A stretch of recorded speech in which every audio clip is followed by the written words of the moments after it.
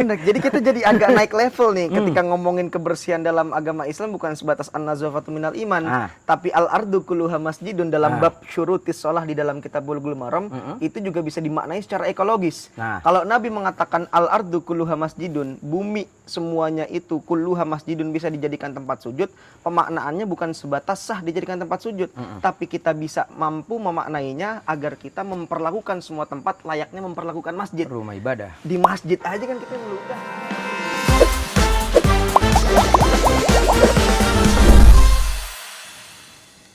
Ini udah malam, kelar traweh, habis buka pakai kolak sama es belewah. Satpam kagak datang ini.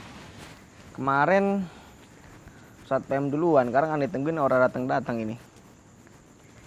Mana Satpam?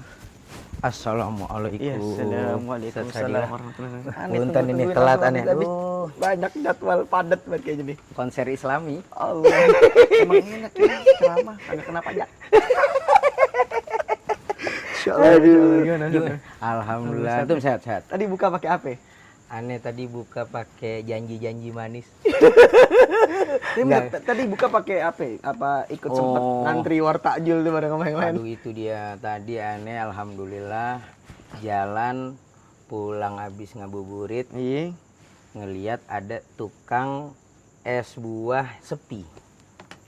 Yang lain rame, nih tukang es buah sepi. Ya, makanya ya satu bagi-bagi rezeki, dua emang males ngantri.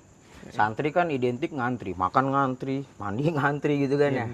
Nah ini masa nguar takjil sih ngantri kan, kita beli yang sepi sesadilah. Gitu, bawa pulang alhamdulillah aman. Itu nggak ngantri, pulang nggak telat. Kalau telat kita kan pulang diomelin bini. Tapi tadi menarik Ustaz PM, beli ke pedagang yang sepi dengan motivasi sedekah.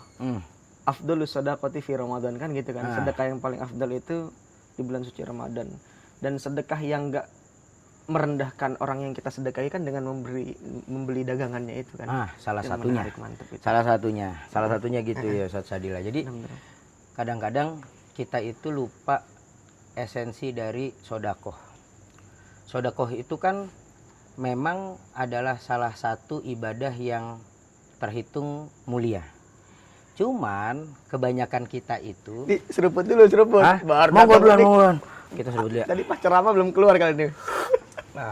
Alhamdulillah. Oke, mantap. Terus gimana? Jadi gini, kita banyak lupa dengan esensi daripada sedekah itu juga. Karena kebanyakan kita kemudian melupakan bahwa sedekah itu adalah sedekah itu adalah salah satu ibadah yang mulia, tapi terkadang kita lupa cara memberikan sedekah itu juga bisa berpengaruh kepada kemuliaan orang yang memberikan sedekah. Setuju. Gitu ya. Berapa banyak dari kita kemudian memberi sedekah itu dengan cara yang tanpa kita sadari menyakiti perasaan orang yang kita beri. Kita kasih sedekah dengan kamera di mana-mana. Ditanya-tanya, waduh, kan bahaya kan? Iya, mungkin pada saat itu orang yang kita kasih akan menerimanya karena kebutuhan. Betul. Gitu. Kalau bukan karena terdesak dengan kebutuhan, ogah juga dia. Tapi di saat yang sama, seolah ketidakpunyaan mereka itu dijual, dikomersialisasikan. Nah, atau dengan bahasa kasarnya, kemiskinan mereka dikomersialisasikan.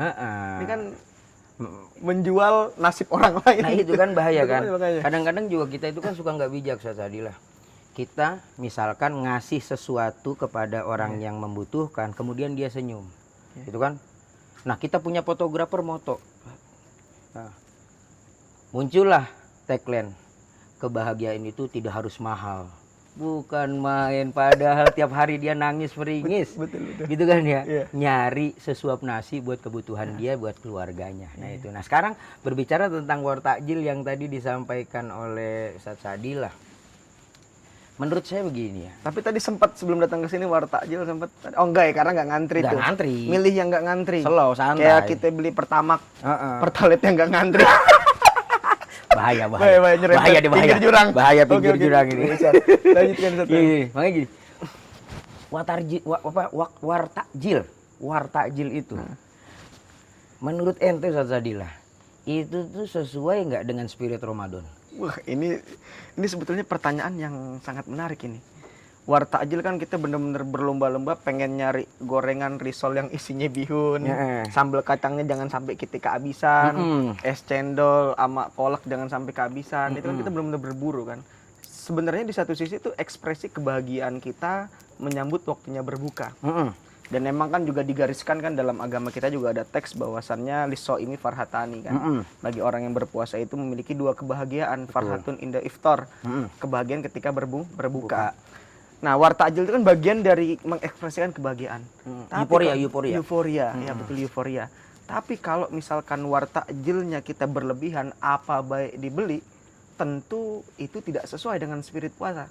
Karena kan hakikat puasa itu kan as-saumu awisiyamu huwa al-imsaku, menahan diri. Menahan diri. Kok misalkan kita sudah menahan diri dari terbit fajar sampai terbenam matahari, tiba-tiba baru dibuka itu belnya langsung apa be dimakan, mana esensi puasanya, mana esensi menahannya. Padahal kan berpuasa menahan itu ingin mengajarkan kita tentang kesederhanaan. Berarti bukan tidak menahan jatuhnya kok gitu, mendelay doang. Mendelay untuk kemudian balas dendam. Balas dendam, nah itu bahaya dong. Bahaya. Jadi war takjil tuh di satu sisi ada hal positifnya, di sisi lain itu negatif. Oke. Iya. Nah makanya sekarang begini ya Ustaz Adila.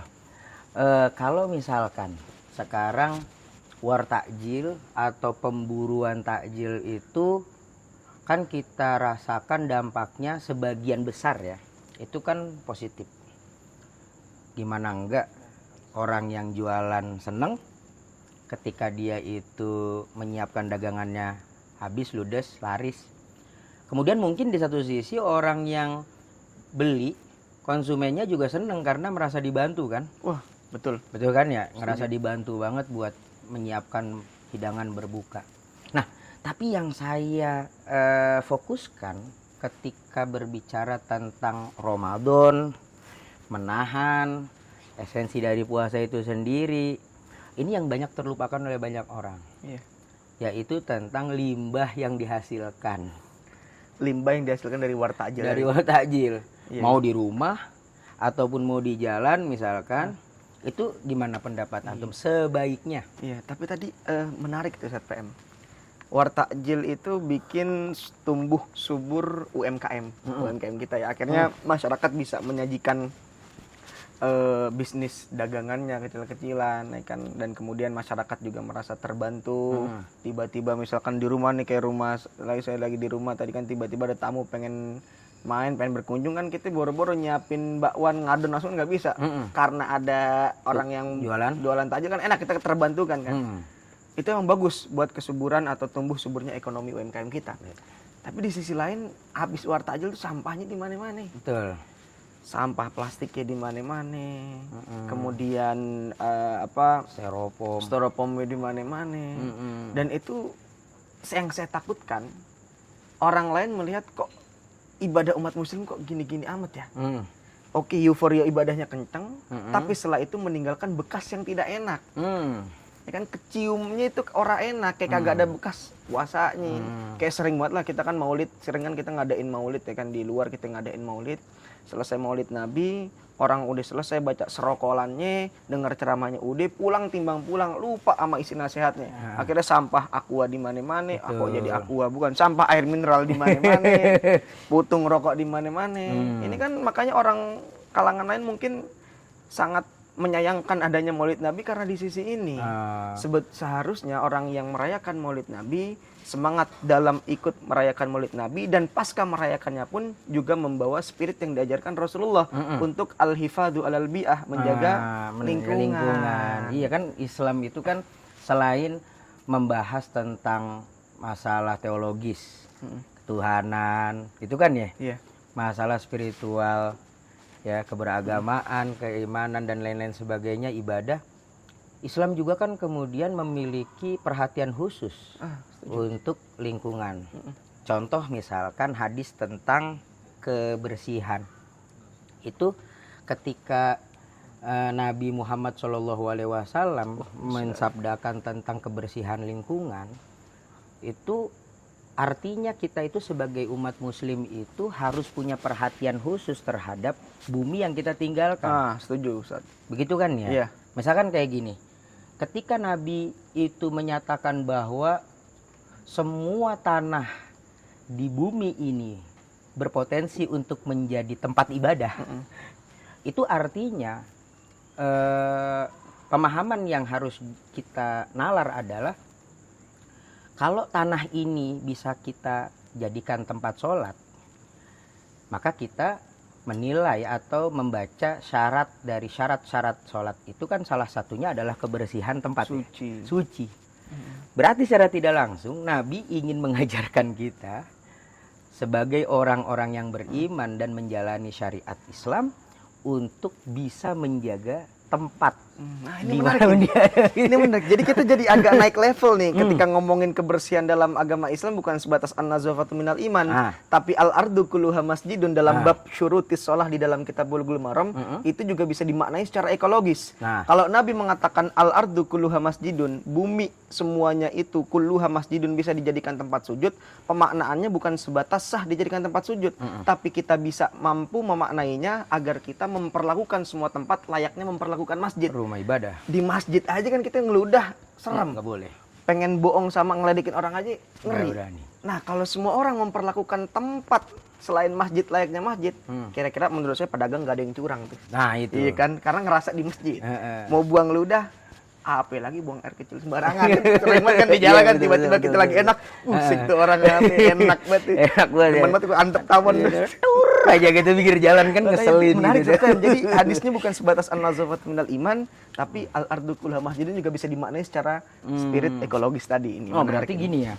Seharusnya buat orang-orang yang memiliki bisnis atau menjadi pedagang, ya kan? Ketika bulan suci Ramadan, mereka yang menyediakan makanan, minuman untuk berbuka puasa, ini adalah salah satu perbuatan yang baik. Betul kan? Tapi jangan sampai dilupakan sisi ibadah yang lainnya, yaitu adalah menjaga kenyamanan bersama. Salah satunya dari segi kebersihan. Betul. Itu yang paling penting berarti ya. Berarti wartajil aman, nggak masalah. Nggak masalah asalkan salah satunya tidak berlebihan. Tidak berlebihan. Kenapa tidak berlebihan? Karena kan Imam Ghazali sendiri dalam kitabnya Iyaluddin itu mengatakan bahwa puasa sejatinya itu mengajak kita untuk menahan diri dari ad-daniyah, dari sesuatu yang rendahan, yang receh, hina. Apa itu? An-nawazi ad-dunyawiyah, hal-hal yang selalu berkaitan dengan dunia. Bukan berarti kita harus meninggalkan dunia secara jauh, enggak. Kita hanya menjaga jarak. Kalau kata guru kita kan, kita hanya menjaga jarak, hanya memberikan spasi, dalam jeda dalam kehidupan terhadap dunia. Di satu sisi kita emang perlu menjaga jarak dengan dunia, tapi di sisi lain kita jangan lupa peran kita sebagai khalifah untuk memakmurkan dunia, imaratul ard. Kemudian sama Imam Al-Ghazali dilanjutkan, kalau nih orang berbuka puasa balas dendam, kata Al-Ghazali, kaifa yustafadu minas saumi, bagaimana kita bisa mengambil manfaat dari puasa, ngambil faedah dari puasa, berupa kasrus syahwat, menghancurkan syahwat, wa qahru aduwillah, dan memerangi musuh-musuh Allah, yaitu nafsu dan setan tadi. Gimana caranya? Walan yahsula dzalika illa bitaklil. Kita tidak akan bisa sampai ke spirit tadi kecuali dengan menyedikitkan, menyederhanakan. Berarti itu ngewar nggak apa-apa, tapi yang butuhnya proporsional kan ya. Ya butuhnya kita makan gorengan 3 kenyang, ya udah, nggak usah tambah mata kanan ke es buah, mata kiri ke biji salak, mata ini kemana, itu terlalu berlebihan. Oke, itu yang masalah tadi ya, berburu takjil ya. Yang kedua tadi kebersihan. Bener kan tadi kan Ustaz ngomong wartajil jangan sampai meninggalkan kesan yang tidak enak bagi kelompok lain. Betul. Meninggalkan kotoran dan lain sebagainya. Wartajil jadi jangan sampai menjadi stigma baru di tengah masyarakat. Nih gara-gara orang pada jualan takjil nih, sampah di mana-mana, jangan sampai kayak gitu dah tuh. Oke, betul. Ya, oke. Dan kita kan kayak kita nih puasa sepanjang hari. Buka timbang make teh risol 1, bakwan 2, kenyangnya minta ampun kan. Iya, kopi segelas ruput. Kelar. Yang aneh bingungin kenapa orang masih banyak yang korupsi ini. Wah, kan orang kita pakai sepiring nasi kita udah kenyang, enak. Emang kalau orang kaya makan sekaligus 10 piring kan kagak. Artinya hidup bisa selesai dengan sepiring nasi dan segelas air kan gitu. Itu puasa mengajarkan itu. Iya sebenarnya kan. Iya kan kayak ucapannya Imam Ghazali itu ya di kitabnya apa Asrarus Syam ya. Ya kan salah satu dari 6 perkara yang mestinya ditahan oleh manusia. Seorang yang berpuasa, seorang yang beriman yang berpuasa, orang beriman yang puasa kan salah satunya adalah menahan hawa nafsu itu tadi untuk tidak mengkonsumsi sesuatu yang berlebihan. Artinya memang begini, yang namanya kekayaan itu, Ustaz Sadila, itu kadang-kadang kita tidak bisa takar itu dengan banyaknya harta, dengan mewahnya rumah, dengan banyaknya mobil, kendaraan atau uang yang kita miliki. Tapi kata Nabi, yang namanya kekayaan itu memang takarannya adalah pribadi kita. Setuju. Gitu ya. Al-ghina itu kan kata Nabi ghinan nafas. Ketika hati kita itu merasa cukup dengan apa yang kita miliki, maka sejatinya orang itu adalah orang yang benar-benar kaya. Bukan yang mobilnya banyak. Ya kadang-kadang orang yang mobilnya banyak, dia ketika masuk tempo bayar pajak, puyeng. Benar-benar. Ya Allah ini mobil yang ini pajaknya sekian, mobil yang ini pajaknya sekian. Kekayaannya kayak tidak bermakna jadinya. Betul. Kok orang kaya mobilnya banyak, bayar pajak sulit. Repot kan? Gitu. Nah ini juga kayaknya menjadi sesuatu yang perlu kita tanamkan menjadi pelajaran yang kita dapatkan dari madrasah Ramadan yang kita jalani selama ini. Artinya kekayaan dan kebahagiaan itu sebetulnya tidak jauh. Untuk bahagia kita tidak harus memiliki ini dan itu, tapi kekayaan dan kebahagiaan itu sebenarnya ada lahir dari hati kita dari sendiri. hati kita. Gina nafs mantap itu. Mantap itu Ustaz Sadila. Kopinya seruput dulu lah, kacangnya dimakan. Seruput dulu ini. Aduh, gimana kru? Udah pada ngantuk belum? Kru udah ngantuk. Krunya udah ngantuk ya Sadila. Berarti menarik tadi Ustaz PM. Itu yang diajarkan dari Madrasah Ramadaniyah.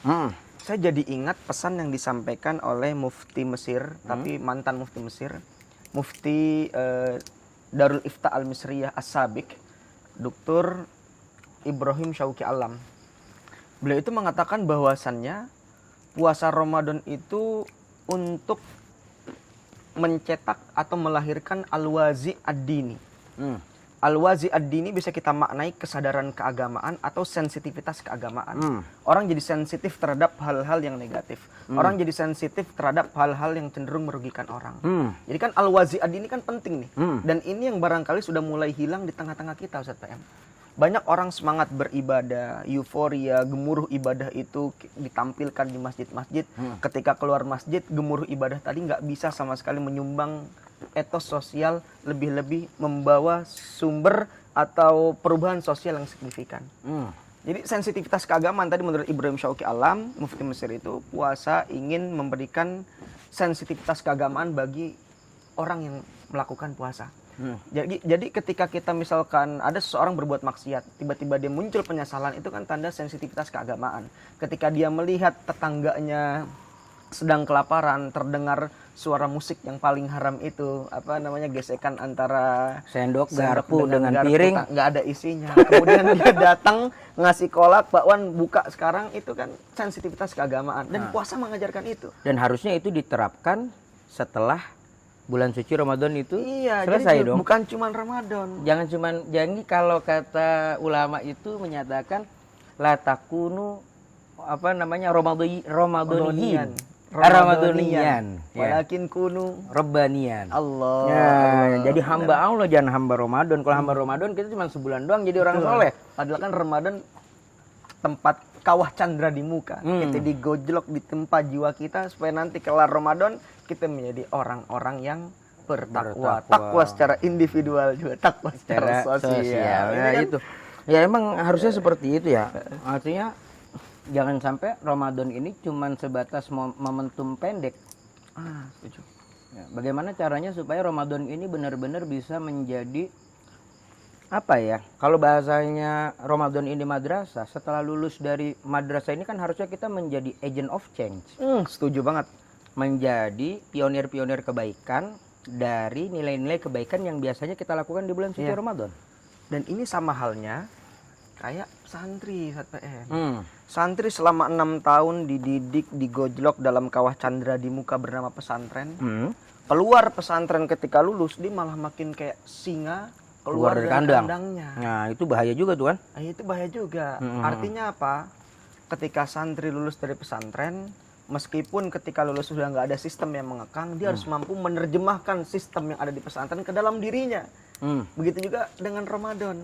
Kita harus menjadi pribadi yang robbani, bukan sebatas Ramadoni. Begitu juga santri, ketika di dalam pesantren dia taat, ketika keluar pun dia juga harus membawa sistem pesantren itu ke dalam dirinya. Kan ada sangkut pautnya gitu.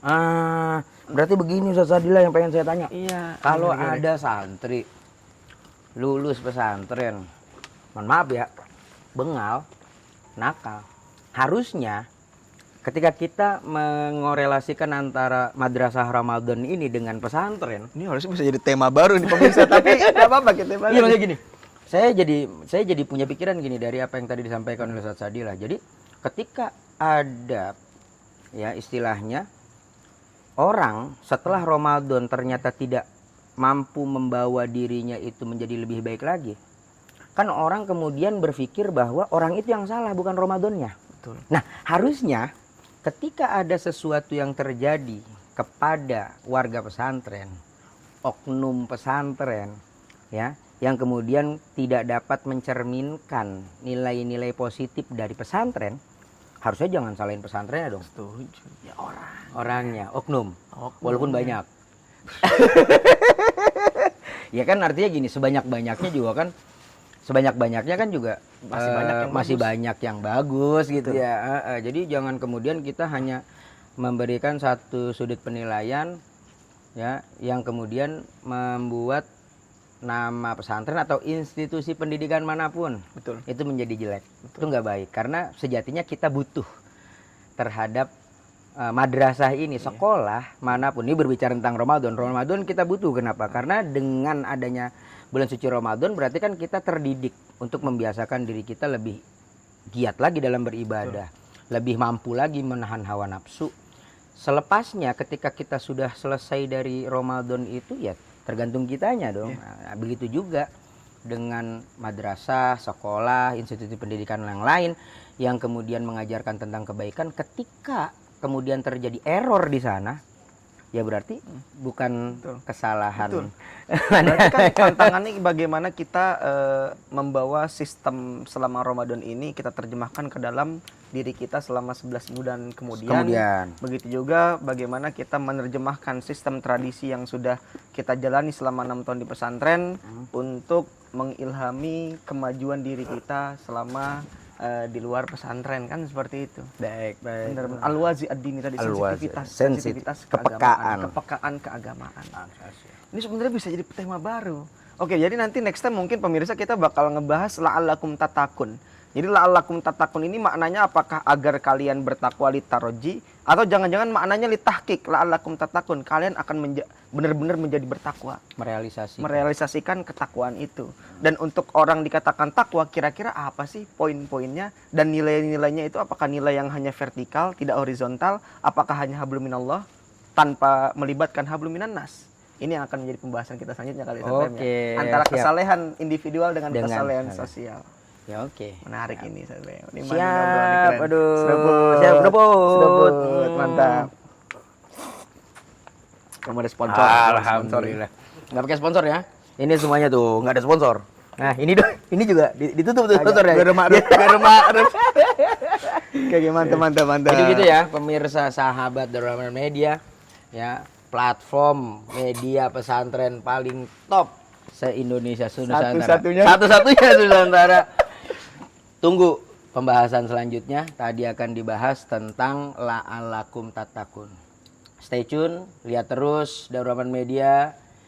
Tungguin episode selanjutnya. Terima kasih. Masya Allah. Special content Pesantren Darul Rahman Jakarta. Darul Rahman Media present. Update setiap harinya. Kajian Riyadhus Shalihin bersama Kiai Haji Syukron Makmun. Kajian Riyadhus Shalihin bersama Kiai Haji Ahmad Zainudin. Kajian umum bersama Kiai Haji Muhammad Faiz. Present Talk Media Podcast Season Kulsani World Antri Short Podcast Ngobrol bareng Santri Quick Talk Sholawat Live Performance. Saksikan selengkapnya hanya di Darul Rahman Media. Darul Rahman Media, media pesantren masa kini. Thanks for watching.